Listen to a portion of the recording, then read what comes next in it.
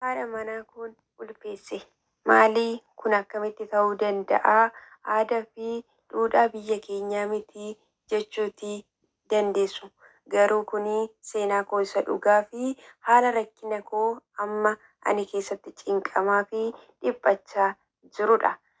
Yeroodhaaf maqaa koo himachuu hin barbaadu. Kanan keessatti dhaladhee guddadhee dachee Oromiyaa jiituu keessatti. Kanin ani jiraadhu biyya Ameerikaa magaalaa Cicigoodha. Gidduu kana rakkoo tokkotu na mudatee jira. Rakkoo na mudate kanaaf gorsa akkanaaf kennitanan fedha. Ashamaa harka fuunee hordoftoota koo nagaa lafa jirtanitti isiniif haa ta'u akkam jirtu nagaa keessanii nagaadha rabbiin galannaa ta'utti. Egaa obboleessi keenya tokko rakkina na mudatee gorsa keessaniif yaada keessanan barbaada jedhee kanaafiyyuu viidiyoo kana hamma dhumaatti dhaggeeffadhaatoo yaada keessan obboleessa keenyaaf karaa qajeeladhaan qoodaa fi isiniin jedha maaliif tokkicha badeera waan ta'eef wanta tokko ta'e immoo homaa gochuun hin danda'amu akka badiisa yookiis immoo cubbuu wanta hin taane lammataa akka hin hojjennee fi obboleessa keessaniif qoodaa isiniin jira ani isiniif hin dubbisachuudha waraqatarraa kan naaf barreeffamedha. Akkas jedha. Obboleettii haadha manaa kootiin ulfeesse. Maqaa koo yeroodhaaf himachuutii hin barbaadu. Kana keessatti dhaladhee dachee Oromiyaa jiituu keessatti. Kanneen ani jiraadhu biyya Ameerikaa magaalaa Cicigoodha. Gidduu kana rakkoo tokkotu na mudatee jira. Rakkoo na mudate kanaaf gorsa akkanaaf kennitanan fedha. Ergan biyya Ameerikaa dhufee waggaa 6 ga'eera. Kanin biyya Ameerikaa kana dhufes haadha manaa koo waliin. Haadha manaa koo waliin kan wal barre yeroo koolleejjii barannudha. Otoo wal hin fuudhin duraa hiriyummaa waggaa 4 waliin turre. Amma garuu erga wal fuunee waggaa 8 ta'eera. Wal fuunee waggaa 2 booda carraa diiviidhaan lamaan keenyayyuu biyya Ameerikaa dhufne. Gaa'ela erga godhannee waggaa 8 haa ta'uyyuu malee amma yoonaa dhala hin arganne aniif haati manaa koo. Dhala godhachuu baay'ee hawwina. Baay'ee barbaanna. Keessumaa ani mucaa godhadhee ijaan arguuf baay'een jarjara. Haa ta'u malee dhala argachuu hin dandeenye. Waaqayyo guyyaa tokko nuuf kenna jennee amannee abdiin eeggachaa jirra. Mucaa godhachuu dhabuun keenya jaalala anaaf haadha manaa koo gidduu jiru hin hir'isne. Jaalala nu waliif qabnu akkuma bara koolleejjii waliin barannu sanadha. Lamaan keenyayyuu baay'ee wal amanna. Baatii 3 duraa obboleettiin haadha manaa koo biyya irraa dhuftee nu bira jirti. Haati manaa koo fi obboleettiin ishii wal irratti dhalatan. Garuu kan hangafu haadha manaa koodha. Bifti isaaniillee baay'ee wal fakkaata. Haaluma jiruuf jireenya biyya Ameerikaa kana waan ta'eef tokko halkan hojjeta, tokko immoo guyyaa hojjeta. Ani guyyaan hojjedha. Haati manaa koo immoo halkan hojjetti. Obboleettiin haadha manaa koo immoo hojii hin jalqabne waan ta'eef manuma jirti. Dhiyeenya kana lafa hojii koo taa'ee waggaa 8 guutuu dhala hin argatin turuu keenya kun maalinni yaa Waaqayyo jedhee mataa ofirraa ciraa gungumaa oole. Guyyaa kana aariin mataa na yaabee ani amala dhugaatii alkoolii hin qabun ture. Guyyaa kana garuu baay'ee waan aariif tarii aarii koo narraa hir'isa jedheen hojii ba'een mana dhugaatiitti goree baay'isee dhugeen gara manaa gale. Namni dur amala dhugaatii hin qabne gaafa baay'ee dhugu waan baay'ee balleessa. Anis gaafa kana halkan obboleettii haadha manaa koo waliin ciise. Aarii tokko ofirraa balleessa jedheen aarii biraa ofitti dabale. Ganama gaafan ka'u baay'een gadde. Obboleettii haadha manaa koo kanas dhiifaman gaafadhe. Garuu wanta raawwatame kana haadha manaa koo ni dhoksine. Haa ta'u malee baatii 2 booda lafa hojii otoo hin jiruu obboleettiin haadha manaa koo kuni naaf bilbiltee har'a mana yaalaa deemeen ture.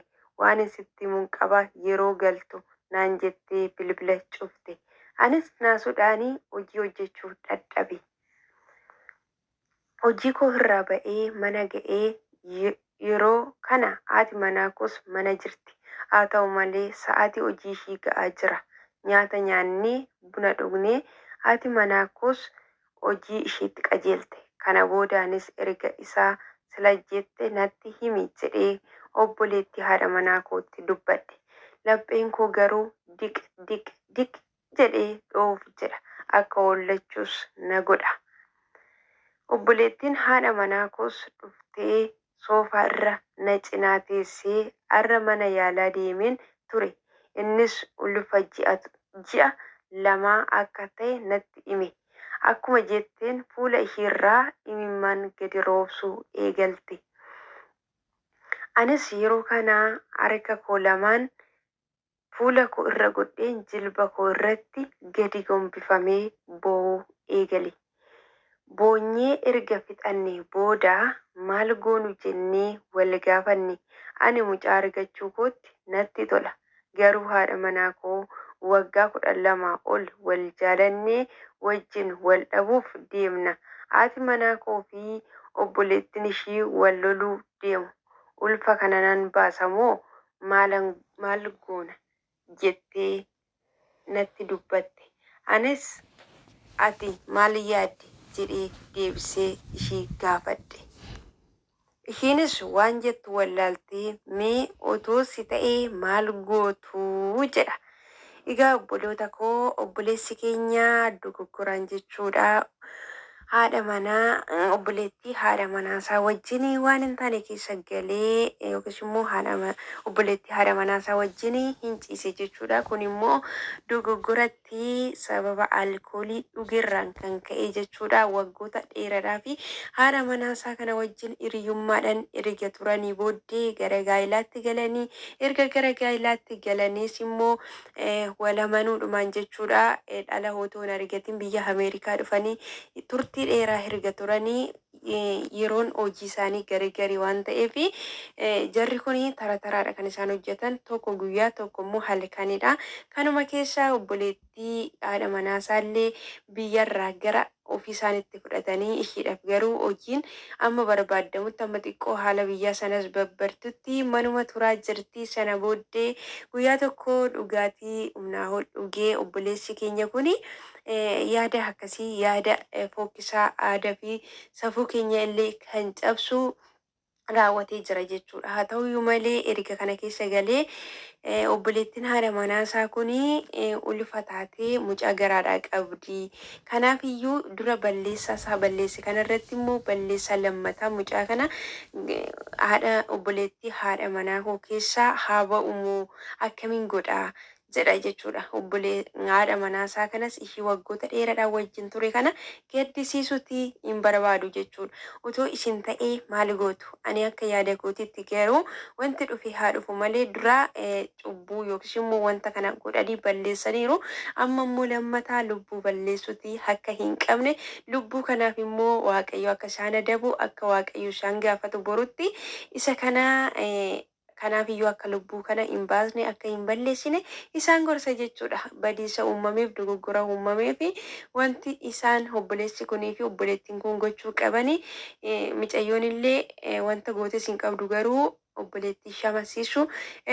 Namichi kunis immoo jechuudha namni kunis haadha manaasaa amansiisee wanta jiru itti muudha malee lubbuu baasuun akka kiyyaatti gaaris miti uuma birattis nama gaafachiisa siniin jedha. Mee isinillee yaada keessan karaa qajeelaa ta'een obboleessa keessaniif qoodaa isiniin jedha. Turtii keessa waan wajjin gootaniif guddaa galatooma.